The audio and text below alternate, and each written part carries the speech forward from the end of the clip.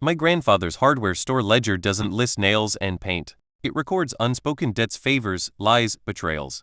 And according to its final page, our entire town owes the Shaw family a terrible price. My name is Ali.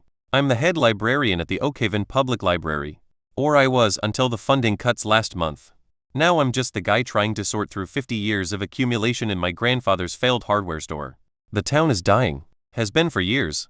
The Shaw family, who own half the county, are the only ones thriving. They're like weather here, a constant, sometimes brutal pressure. Finding the ledger felt wrong, not just creepy, ethically wrong, like I peeled back the wallpaper and found the rotting frame of our entire community. I tested it first on myself. That entry from when I was 16 I'd completely forgotten. Benny Shaw, Alastair's son, had actually broken that window. Gramps made me take the fall, said it was for the greater good. The ledger called it a debt. Unexplained. I needed to see if it was real. I went to old Jimmy Carson, who runs the gas station. He's a gruff man, all grease and grunts. I didn't show him the book.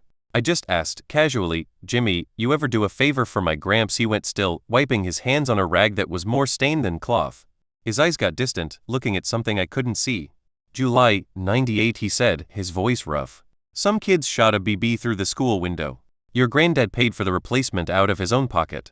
Told me to keep quiet about who I saw do it. He looked at me, sharp. Why, no reason, I said, my throat tight. The ledger was right. The final entry haunted me. The town of Oakhaven. Right of way through Mill Street. Debt. Everything. Mill Street is where the last few holdouts live. Mrs. Gable and her little blue house, the Ortiz family farm on the edge of town. It's also the only access to the old Shaw timberland up on the ridge. 2 days later, the notice went up in the post office. Shaw Consolidated, citing an obscure property easement from 1922, was claiming right of way through Mill Street. Not to log. To build a private access road. For future development. It would split properties, destroy yards, kill the Ortiz's organic certification. The town council called a meeting. Alastair Shaw didn't come. He sent his lawyer, a sharp-faced woman from the city. She laid out maps, legal jargon. The council, Mayor Hendricks included, just looked tired. Defeated. They'd already given up. I stood up. My voice sounded too loud in the silent hall. What about the debts? I asked. The lawyer blinked. Financial obligations are a separate matter, Mr. Not money, I said. Debts of honor. The ones this town owes the Shaws, according to my grandfather. The room went dead quiet. Mayor Hendricks' face went pale as milk. The lawyer just smiled, a thin, cold thing. I have no idea what you're talking about. But slander is actionable. After the meeting, Hendricks cornered me in the parking lot. The streetlight buzzed overhead, throwing his face into harsh shadows. Illy, you need to drop this. That book, if it's what I think it is, it's a curse. Your grandfather used it to hold this town together, like glue on broken china. Sometimes you have to ignore the cracks. They're going to destroy people's homes, I said. And if you open that book, he whispered, his breath fogging in the cold air, you'll destroy everything else. The shame, the secrets, it'll be a flood. Alastair Shaw knows what's in it. He's calling in the final debt.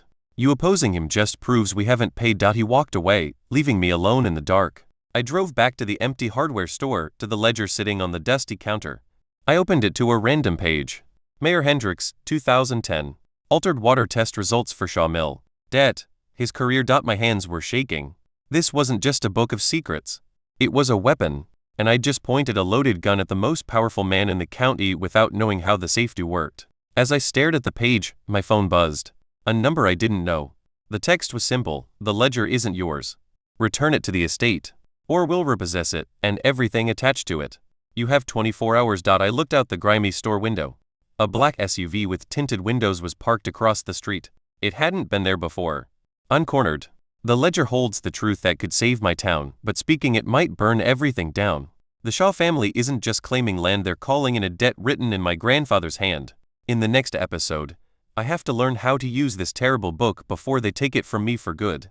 What is a secret worth when revealing it costs you your home, your friends, your own history? Find out in episode 2, linked at the end of this video. If you're gripped by this supernatural mystery, make sure to subscribe and hit the notification bell so you don't miss the explosive conclusion.